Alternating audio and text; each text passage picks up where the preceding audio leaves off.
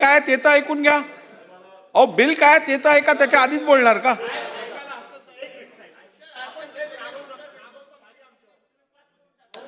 ऐकून तर घ्या द्या.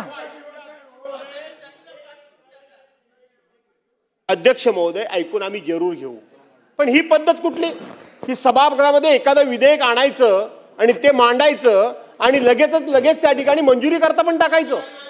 असं कसं झालं अध्यक्ष महोदय? आणि म्हणून किमान सभागृहाचा सेन्स घ्या, आम्हाला संमती घ्या, तुम्ही आम्हाला विश्वासात घ्या, असं नाही चालणार. किती दिवसाचं काय आता? आज तुम्ही ह्याच्यामध्ये रिट्रॉस्पेक्टिव्ह इफेक्ट कोणकोणत्या गोष्टीला देताय, त्याच्यावर फायनान्शियली काय बर्डन पडणार आहे, त्याचा कोणाला फायदा, आम्हाला वाचायला पाहिजे ना. मॅडम, तुमच्याबद्दल आमचा आक्षेप नाही, पण ही पद्धत नाही बरोबर, आम्हाला वाचायला पाहिजे. आज 6 आठवडे अधिवेशन चाललं आणि शेवटच्या दिवशी हे विधेयक का आणता? तुम्हाला जर एवढं महत्वाचं होतं की लगेच मंजूर केलं पाहिजे, जर एवढं महत्वाचं होतं तर अगोदर आणायला पाहिजे होतं. संसदीय मंत्री चंद्रकांत पाटील साहेब सकाळी मला भेटलेत सभागृहातच. त्यांनी म्हणालेत की लोढा साहेबांचं एक बिल आम्हाला मंजूर करून द्या, ते महत्त्वाचं, आम्हाला परिषदेमध्ये जायचं आहे आणि नंतर अंतिम आठवड्याच्या नंतर आम्ही बाकीचे बिलं मांडू. आता अध्यक्ष महाराज, आणि काल आपण म्हणजे तालिका अध्यक्षांनी सांगितलं की प्रश्नोत्तराच्या नंतर अंतिम आठवडा आम्ही सुरू करू, ऑनलेग आम्ही आहोत. असं नको करा अध्यक्ष महाराज. मला असं वाटतं की आपण एक सूचना, मी कामकाजाचं नियोजन आपल्याला सगळ्यांना अवगत करू देऊ इच्छितो. आता आपण हे विधेयक झाल्यानंतर ऐका तर खरं, एवढं विधेयक झाल्यानंतर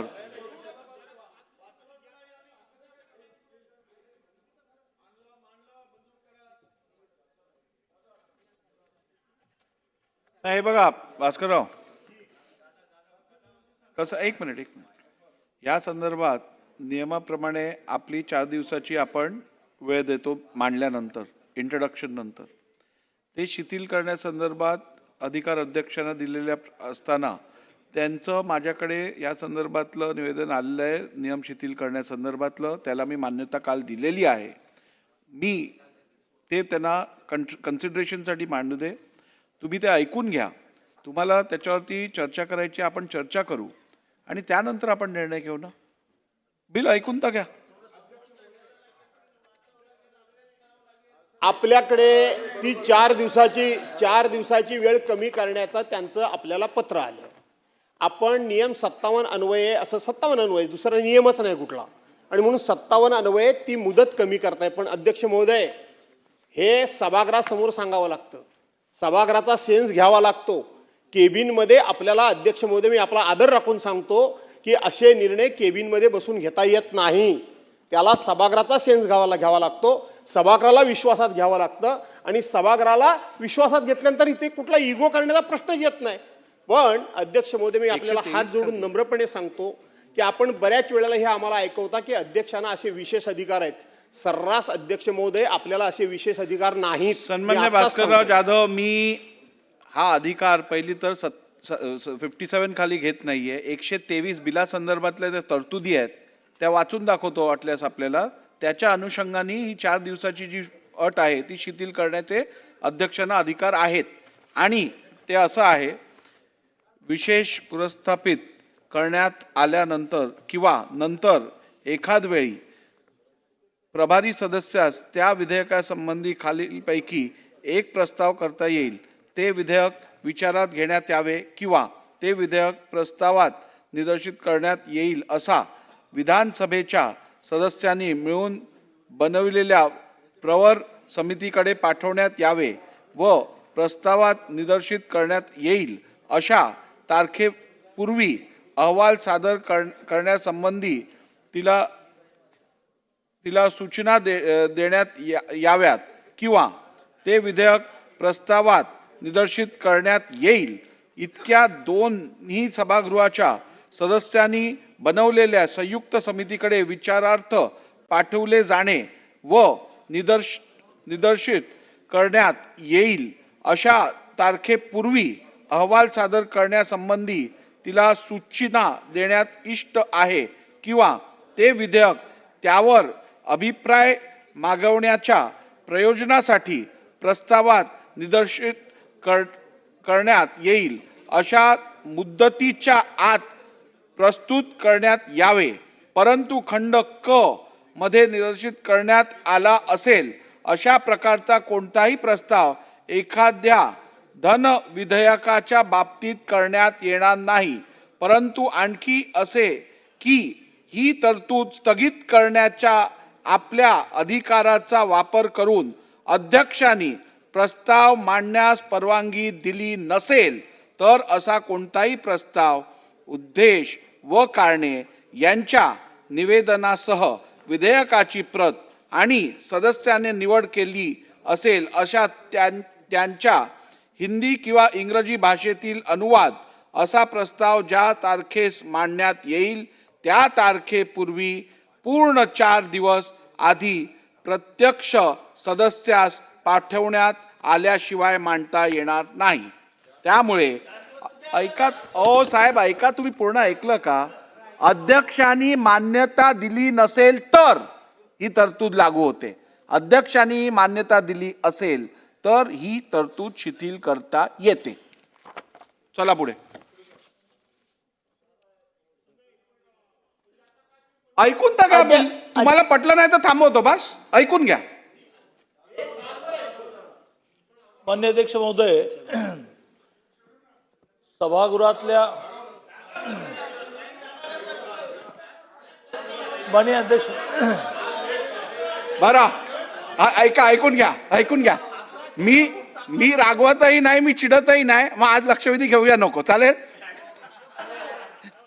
का तुम्हाला?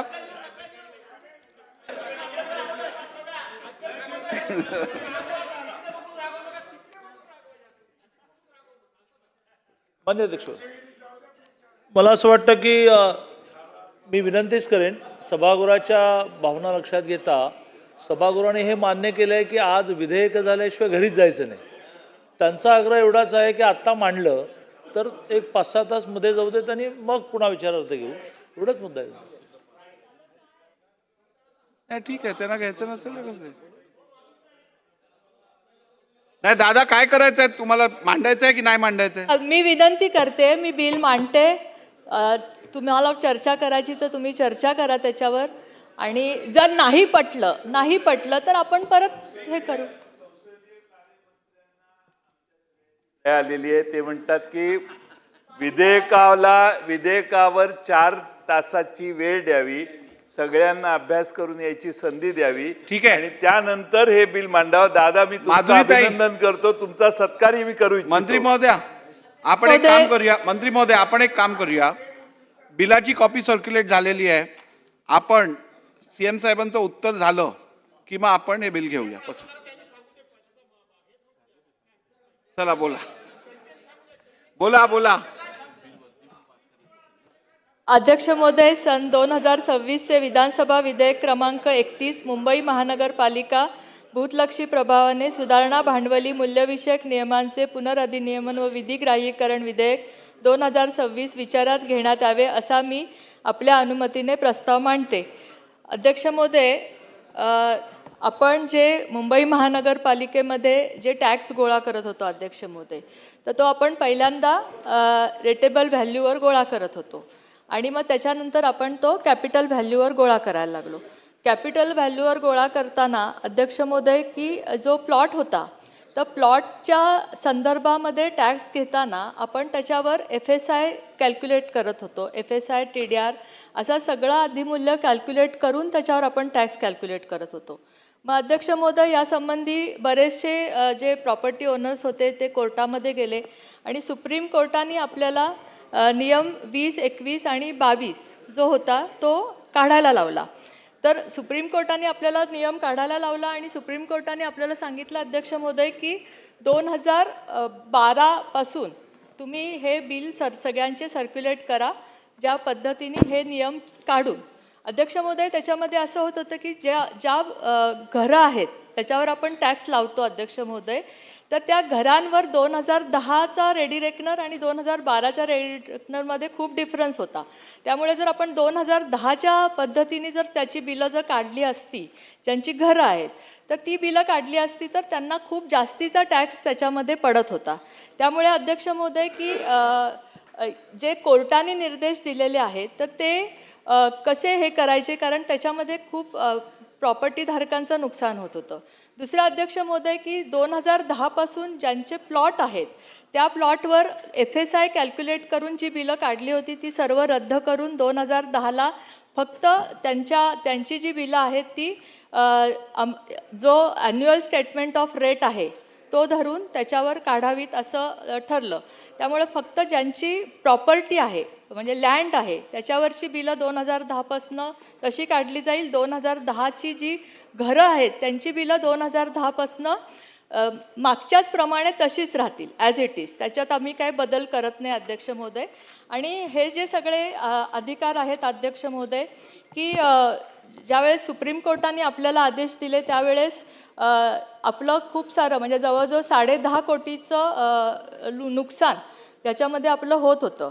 तर त्यामुळे महसुलाचं पण मोठं नुकसान होत होतं. त्यामुळे महानगरपालिकेने बऱ्याच तज्ज्ञांचं विधितज्ञांचं ह्याच्यामध्ये मत घेतलं आणि महानगरपालिका कायद्यामध्ये बदल प्रस्तावित करू शकते आणि त्याचे अधिकार आपण ह्याच्याद्वारे म्हणजे पूर्वलक्षी प्रभावाने त्यांनी ही बिलं काढावी त्याचे अधिकार आपण या बिलाद्वारे आयुक्तांना दिले. आणि त्या पद्धतीने जर आपण हे केलं तर आपली जी 2010 ते 2025 सालाकरता जी मालमत्ता कराची मागणी आहे ती 6,278 कोटींनी वाढेल. तसेच वरील वाढीचा जो भार आहे तो निवासी मालमत्तावर पडणार नाही. म्हणजे जो काही आपण म्हणत होतो की 10 ते 12मध्ये निवासी मालमत्तांवर आम्ही काहीच बिलात फरक करत नाही आहे.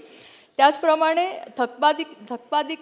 थकबाकीदारांचे जे 10,000 कोटी आहेत ते दंड वसूल करता येणार नव्हते जर आपण हे केलं असतं तर.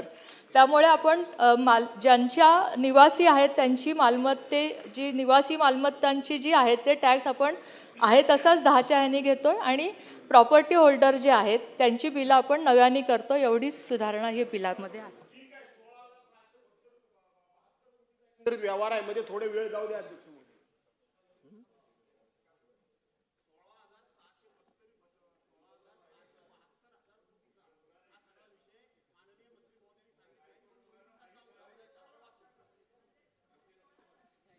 घ्या.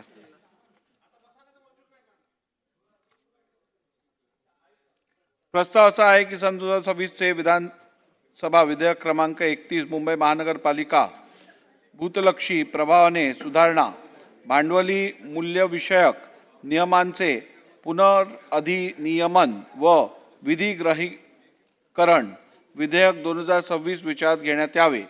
प्रश्न असा आहे की सन 2026चे विधानसभा विधेयक क्रमांक 31 मुंबई महानगरपालिका भूतलक्षीय प्रभावाने सुधारणा भांडवली मूल्यविषयक नियमांचे पुनर्अधिनियमन व विधिग्रहीकरण विधेयक 2026 विचारात घ्यावे. काय अनुकूल असतील त्यांनी होय म्हणावे, प्रतिकूल असतील त्यांनी नाही म्हणावे.